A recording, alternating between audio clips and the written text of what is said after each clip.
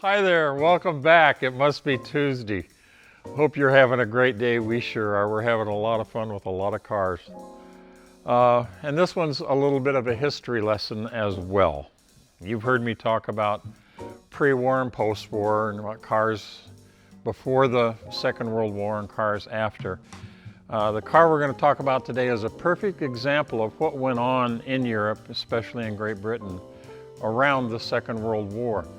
Now, there was a company in the 30s in England called Swallow Sidecars.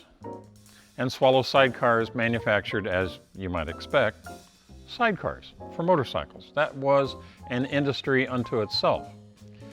Well, a fellow named Sir William Lyons, he wasn't Sir yet, he was William Lyons, got involved with the company, and he was the owner of the company, and he took them into the next level, which was SS cars. And they started manufacturing automobiles.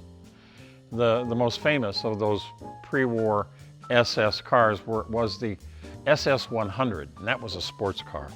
It's a delightful little car. I've only owned one, and it was a nightmare to restore, but it was delightful once it was done.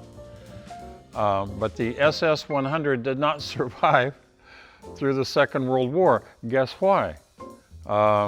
People after the Second World War weren't too enamored with the name SS. Go figure. That had something to do with things happening in Germany. Anyway, coming out of the Second World War, in 1948, Sir William Lyons introduced a new car at the London Motor Show. And the car he introduced was the Jaguar, not SS, Jaguar, XK120. Ta-da. Okay, why did he call it the 120? Well, because they'd already proven it would go 120 miles an hour. And for a British sports car, that was high speed.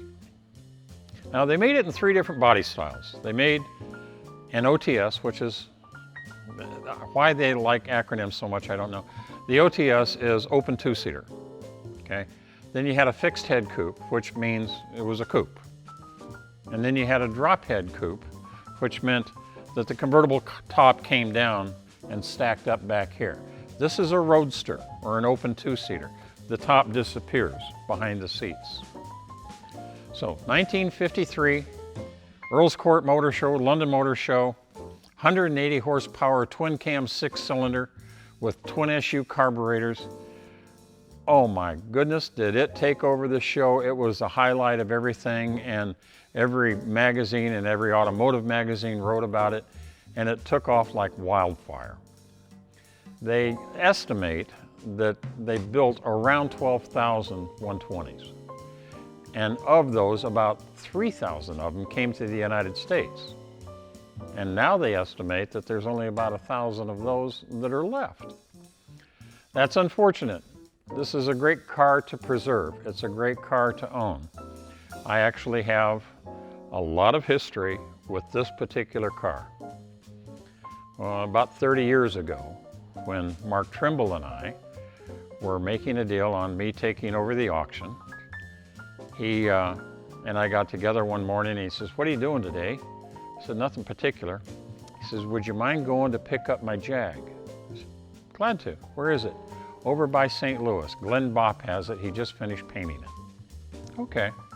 So I took a half-ton pickup and opened Tommy's trailer, and I drove over to Glenn Bopp's shop, put this car without all of its fittings, put this car on the trailer, strapped her down, and was headed back to Branson.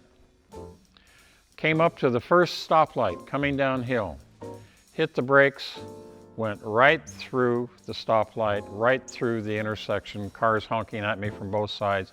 My heart was in my throat. I will never forget that day. Safely back to Branson, thank goodness. Neil Kleinfelter finished putting this car together and finished the restoration. But this car belonged to Mark Trimble for about 30 years. And then we sold it at auction about 5 years ago, I think, 4 or 5 years ago, to a wonderful gentleman up in Kansas City. And he had a shop in Kansas City take care of it, and these guys really know what they're doing up there. So it's had wonderful maintenance its whole life, and it had a really great restoration, and it's a fun car to drive. I've got a lot of history with it. I've known it for coming on to 40 years now. And if you want a piece of British motoring history, here's an opportunity that you'll love forever. By the way, it's got a couple of interesting features that you don't find on most XK120s because they get gaudied up so much. Most of the 120s you see will have chrome wire wheels. And when they have chrome wire wheels, you can't have that Sir William Lyons signature, what we call fender skirts, and they call spats. These come off so you can get to the wheel. But solid wheels with spats, that's an unusual combination you don't get to see very often. The tan leather interior to this day is absolutely perfect. The paint is superb. The engine has been tuned to a fairly well. The last tune was put on it by our shop here in Branson. The boys up in Kansas City did some nice little fitting repairs to bring it back to 100% original.